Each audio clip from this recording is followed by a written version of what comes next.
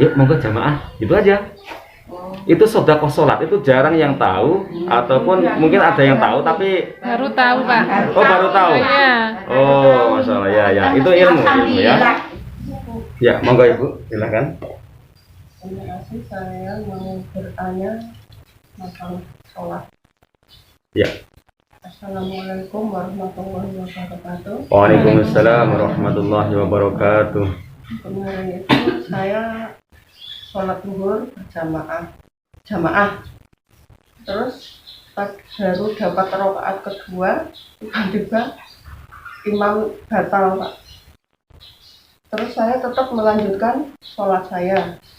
Apakah itu sudah sah? Apa harus diulang kalau seperti itu, Pak? Ya, oke. Demikian, terima kasih. Assalamualaikum warahmatullahi wabarakatuh. Waalaikumsalam warahmatullahi wabarakatuh. Ya, alhamdulillahirabbil alamin. Jadi untuk masalah sholat berjamaah ada imam, ada makmum. Nyuwun sewu itu Cuma berdua, Pak. oh cuman berdua, Iya. cuman berdua ya. Gitu. Kalau kejadiannya itu berjamaahnya banyak, jadi di musola atau di masjid ataupun di rumah ketika kita satu keluarga itu berjamaah bersama-sama, maka ketika imam batal harus ada penggantinya. Nah kebetulan misalkan di belakang imam itu siapa, itulah batal imamnya. Jadi imam batal mengundurkan diri, langsung belakangnya maju. Kalau belakangnya tidak mampu menjadi imam, ya yang sebelahnya belakangnya tadi maju menjadi imam. Jadi siapapun di situ harus ada yang menggantikan posisi imam. Makanya di sini disyaratkan apa yang di belakang imam itu ya harus orang yang bisa menjadi imam, menjagani. Kalau imamnya batal, ada langsung di belakangnya persis itu yang menggantikannya. Nah kemudian kalau permasalahannya yang Ibu alami tadi, itu sholatnya berjamaah hanya 2 orang. Bisa jadi suaminya yang menjadi imam, bisa jadi kakaknya atau mungkin anaknya, mungkin gitu ya istilahnya, yang menjadi imam. Terus kemudian ibu menjadi makmum sendirian, kan itu permasalahannya. Nah terus kalau imamnya batal, bagaimana? Ya imamnya batal silahkan mengundurkan diri. Nah terus kita bagaimana? Melanjutkan sholat sendiri. Posisinya tetap. Tidak menjadi imam. Kalau menjadi imam nanti siapa makmumnya? Tapi tidak perlu membatalkan, tidak perlu mengulang dari awal. Gitu, tidak perlu membatalkan, tidak perlu mengulang dari awal. Jadi langsung aja lanjutkan. Iya, saya Tetap melanjutkan tanpa membatalkan. Gitu. Karena membatalkan sholat itu boleh tapi bersyarat. Kecuali darurat itu maksudnya itu. Kalau keadaan darurat kita boleh membatalkan sholat. Tapi kalau nggak darurat, nggak boleh membatalkan sholat. Syaratnya apa, Pak? Iya. Jadi ketika imam batal, kita lanjutkan sholat terus, jangan membatalkan sholat. Sebab membatalkan sholat itu ada aturannya. Kita sholat, kemudian imam batal, kita ikut berhenti dari sholat alias membatalkan diri. Enggak boleh. Harus ada pengganti imam yang maju. Kalau misalkan di situ ternyata kita berjamaahnya hanya 2 orang, maka ya kita lanjutkan sholat sendiri. Tidak perlu membatalkan sholat, mengulangi dari awal, tidak. Melainkan lanjutkan. Bisa jadi nanti imamnya tadi mengambil air wudhu karena batalnya karena hadas kecil begitu ya. Nah, nanti terus mengambil wudhu menjadi makmum. Nah, ini nggak masalah. Tapi yang jelas membatalkan sholat itu ada syaratnya. Nah, apa syarat-syarat untuk membatalkan sholat? Yang pertama, jika ada sesuatu yang membahayakan diri kita. Ataupun yang kedua, membahayakan orang lain. Jadi kalau kita terancam bahaya nih, kalau kita nggak membatalkan sholat, kita bisa kena petaka ini ceritanya. Misalkan ada gempa misalkan, wajib batalkan sholat, selamatkan diri dulu. Kita pas sholat, kemudian melihat ada bocah yang sedang membawa pedang besar, misalkan gitu ya. Ini membahayakan anak itu, karena sedang membawa pisau, sedang membawa pedang. Kita batalkan sholat untuk menyelamatkan jiwanya.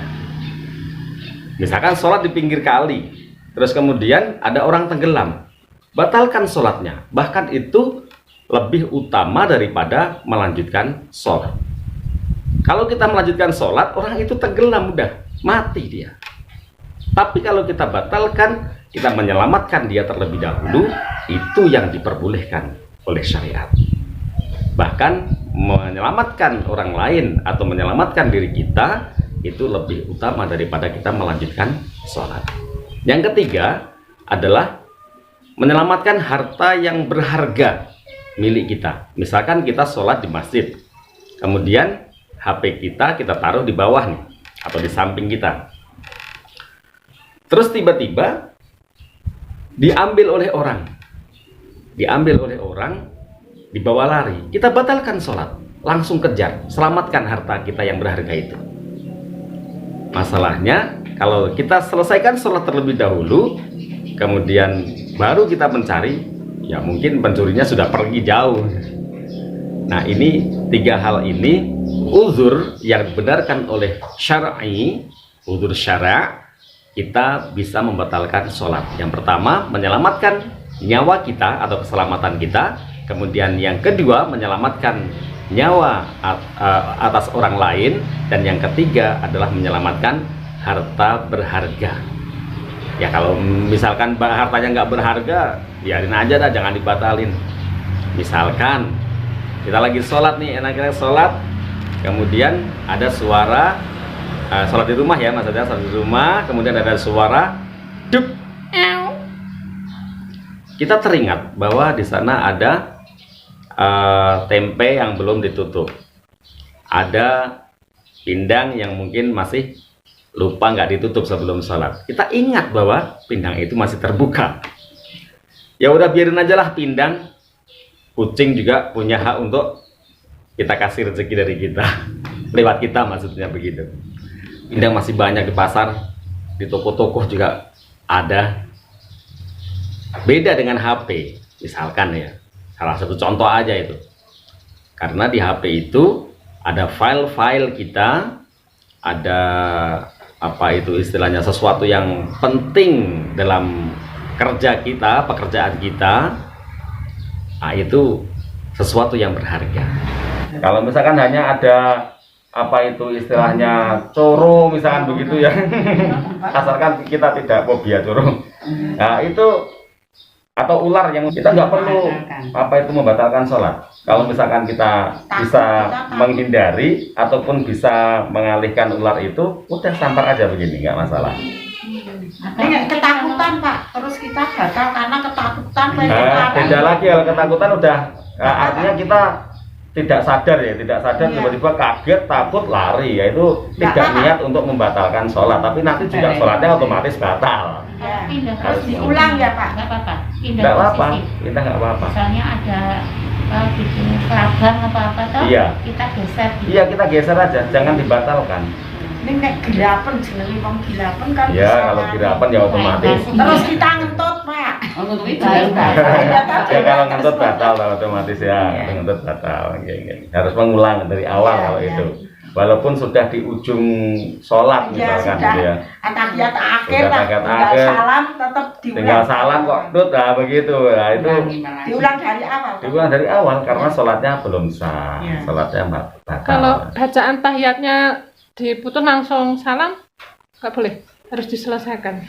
Ya, itu yang kalau mau misalnya udah kerasa mau ngentut gitu, akhirnya daripada diselesaikan membaca tahiyat akhirnya nggak kuat menahan, akhirnya kentut gitu ya, maksudnya ya. Enggak, maksudnya ditahan dulu jangan langsung salam gitu. Kekhawatirannya adalah kalau dibaca sampai selesai khawatir ngentut kan begitu.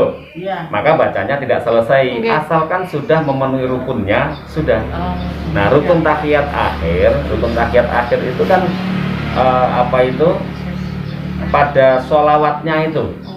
Sholawatnya Allahumma sholli ala Sayyidina Muhammad atau Allahumma sholli ala Muhammad wa ala ali Muhammad. Ya itu sudah selesai. Nah setelah itu langsung salam, tidak apa-apa. Jadi nggak sampai selesai. Nggak sampai apa itu hamidun majid, nggak sampai itu, nggak apa-apa. Tapi sudah ngentut, nggak sah diulang nggak apa-apa ya Pak. Setelah itu salam dulu baru salam untuk. dulu terus Baru. ya. Istilahnya Maksudnya sudah sah ya. Sudah sah sholat. Enggak sah di Rampung. Nah, jadi di situ kita harus mengetahui rukun-rukun sholat itu apa saja, termasuk salam.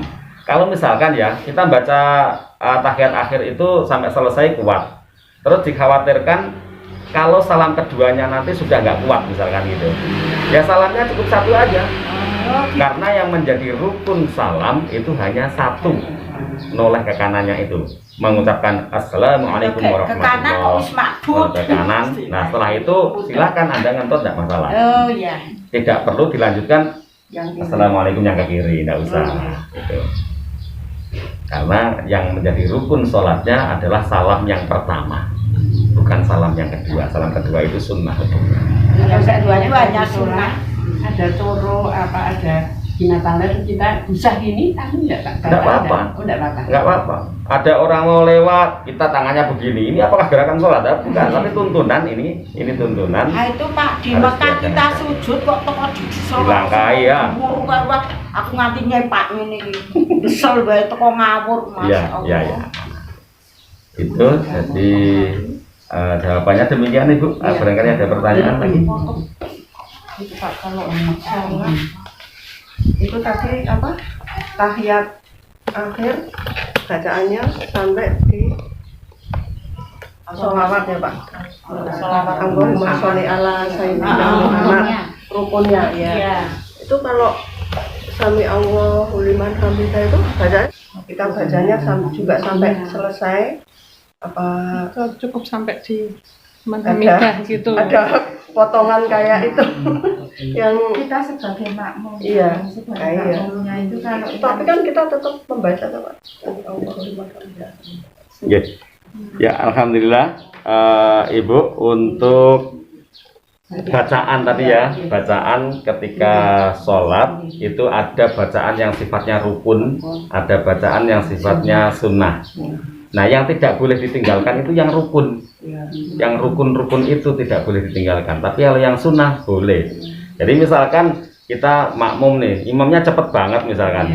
Allahu Akbar, ya kita ngikuti Allahu Akbar. Sami Allah liman hamidah.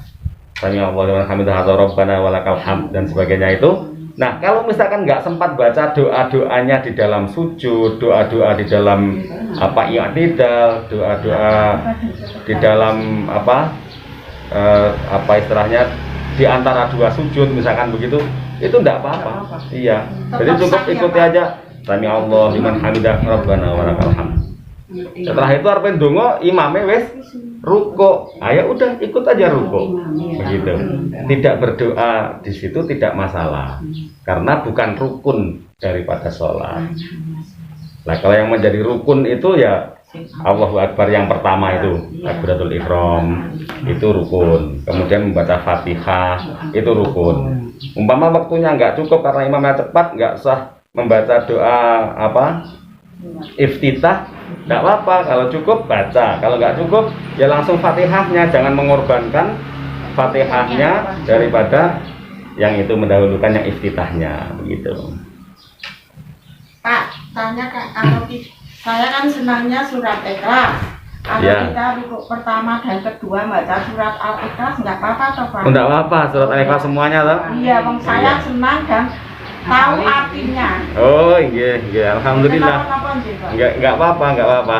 Di situ faqra'u ma tayassara minal Qur'an. Jadi kita pas sholat itu yang baik adalah kita membaca surat yang termudah menurut kita. Yang kita hafal itu apa? Yang paling mudah apa? Jangan membaca surat yang kita nggak hafal. Nanti akhirnya iya, apakah seperti itu atau innalladzina, banyak sekali innalladzina seperti itu. Kalau makmumnya sama-sama nggak hafalnya, akhirnya tidak bisa melanjutkan dan sebagainya, nggak bisa mengingatkan dan sebagainya, itu repot sekali.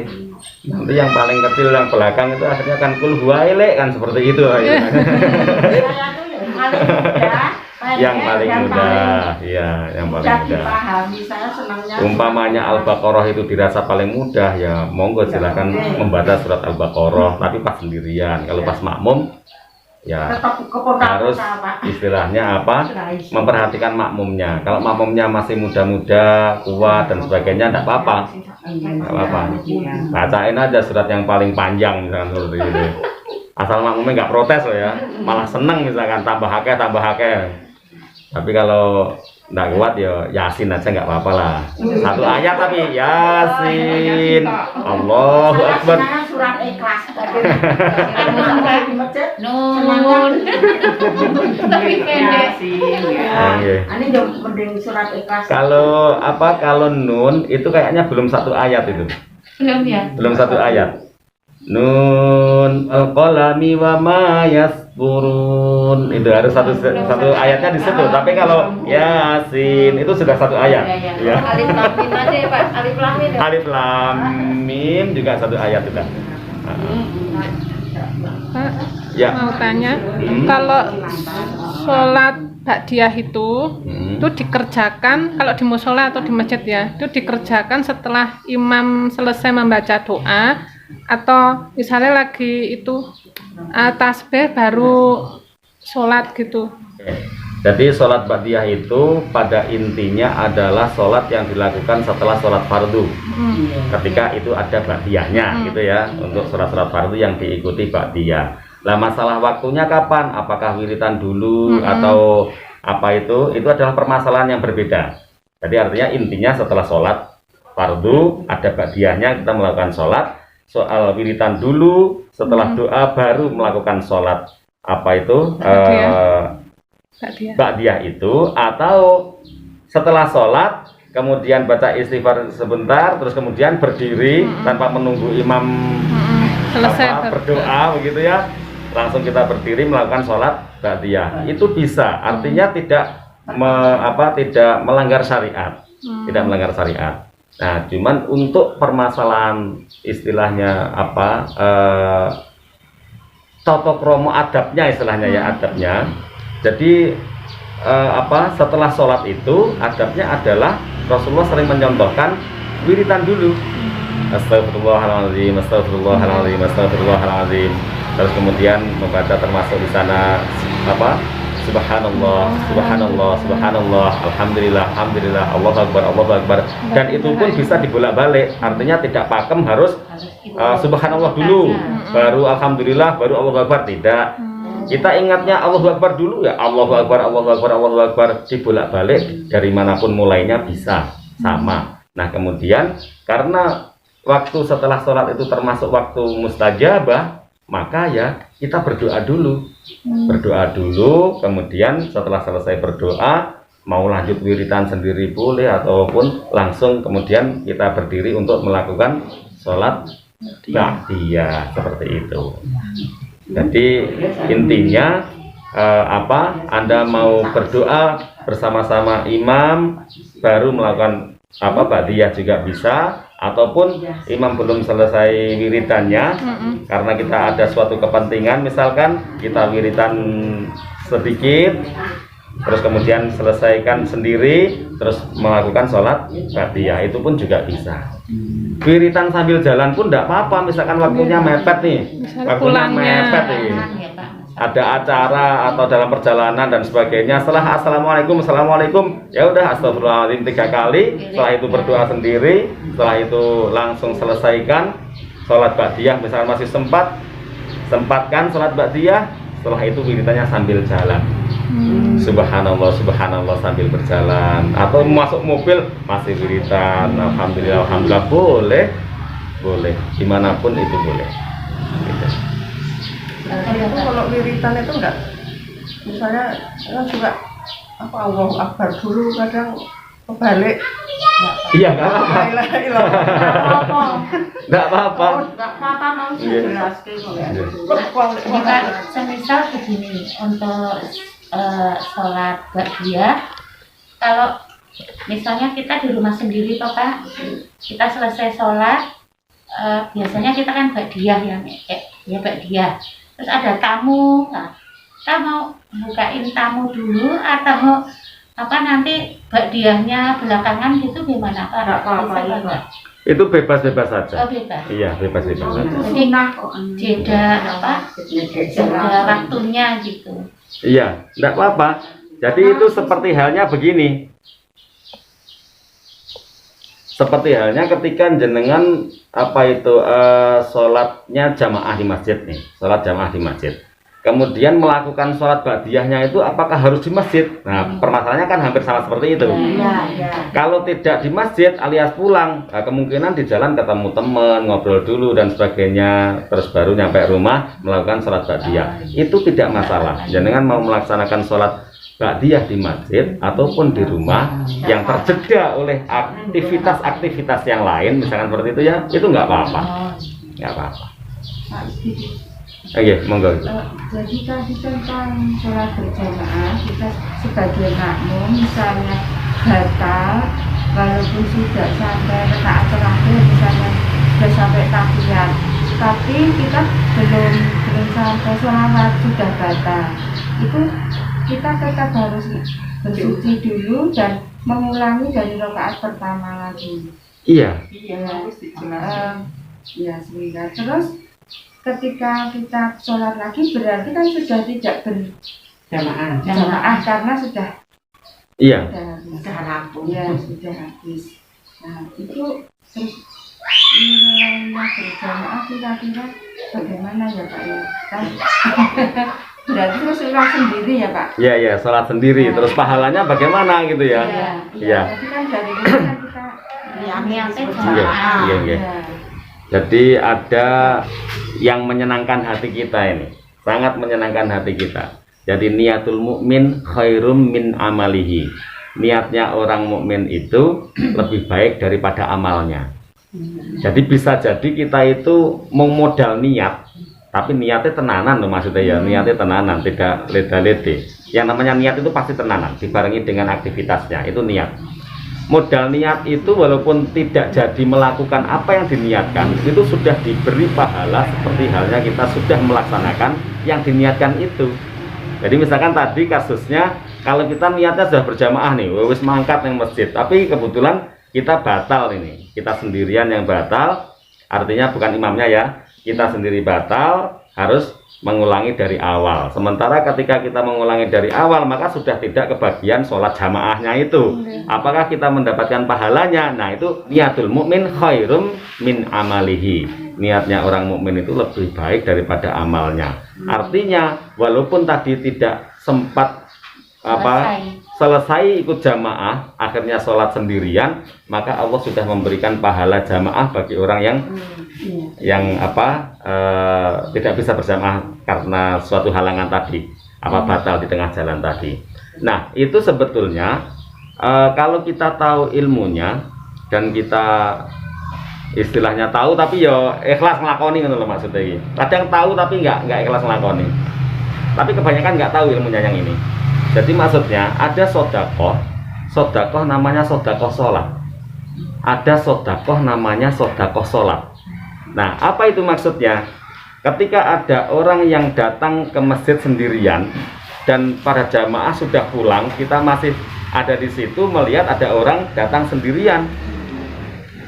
Ternyata orang itu mau melakukan sholat. Walaupun kita sudah sholat, kita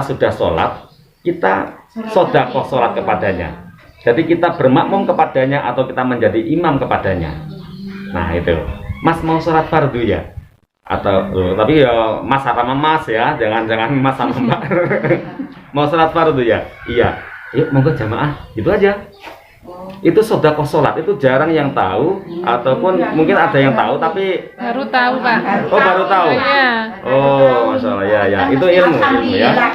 Ilmu. Jadi di sodakoh sholat itu seperti itu. Kita barengi, kita menjadi berjamaah dengan dia. Otomatis dia menjadi orang yang sholatnya tidak munfaridan alias berjamaah. Nah tadi kalau kasusnya yang kayak ibu tadi, sebetulnya kalau temennya tahu, ayo sholat deh, sholat seperti itu. Atau jenengan jabel orang yang sudah tahu, ayo kancani aku sholat jamaah. Kalau nggak tahu mesti bilangnya, wah aku sholat kok kon sholat meneh seperti itu. Karena belum tahu, Pak. Ya, karena belum tahu kan. Belum tahu. Pernah kejadian di Masjid Al Muhajirin ini, apa itu seseorang datang terlambat. Seseorang datang terlambat, saya pas wiritan. Nah kemudian saya teko makmum aja di belakangnya. Dia sholat sendirian, terus saya jawil, tik saya makmum. Setelah salam, dia langsung noleh ke saya. Alhamdulillah, matur suwun. Ini mesti sudah kau sholat ini, matur suwun, matur suwun. Karena dia juga tahu ternyata, alhamdulillah. Meskipun yang di depan itu niat sholatnya nggak nganu ngimami. Ya saya menjadi makmumnya kan. Oh, karena jawil itu. Saya menjadi makmumnya. Terus begitu saya jawil, saya sholat, udah saya ikuti, saya sholat gitu. Terus dia imamnya ya Pak ya? Dia imamnya. Malah Pak Sanur jadi jamaah. Saya makmumnya gitu. Dia kan niatnya tidak jamaah ya Pak ya, tapi karena di jawil itu kan terus ini Iya. dia terus jadi imam. Iya, menjadi imam dan bacaannya menjadi dikeraskan karena waktu itu sholat maghrib. Terus ini Pak, seumpama saya itu yang talangan haji sampai besok saya mati nggak keluar, niat saya kan memang sudah ada, saya tetap dapat pahala ya Pak. Iya, dapat Saya pahala. ikhlas. Niatnya sudah bulat, sudah bayar lunas, sudah terdaftar di sana. Tapi karena suatu kondisi belum bisa ke sana kan, Ya, sekarang sampai ini. meninggal Nah, istilahnya nggak keluar. iya, misalkan enggak apa-apa. Oh ya sudah. Enggak. Sudah Tapi kan diterima amal niatnya. menangis, tapi untuk niatnya Itu banyak cerita yang seperti itu. Alhamdulillah. Hikayat yang seperti itu banyak sekali. Jadi artinya orang tidak pergi haji karena sesuatu hal, tapi Allah sudah memberikan pahala haji kepadanya, bahkan paling mabrur seperti itu. Begitu ibu-ibu. Sampai jelas Pak, mantus baru. Ya, alhamdulillah demikian pengajian hari ini. Kita akhiri dengan membaca doa kafaratul majelis bersama-sama. Bismillahirrahmanirrahim. Subhanakallahumma wa bihamdika asyhadu an la ilaha illa anta astaghfiruka wa atubu ilaik. Wassallallahu ala Muhammad walhamdulillahi rabbil alamin. Assalamualaikum warahmatullahi wabarakatuh. Waalaikumsalam warahmatullahi wabarakatuh.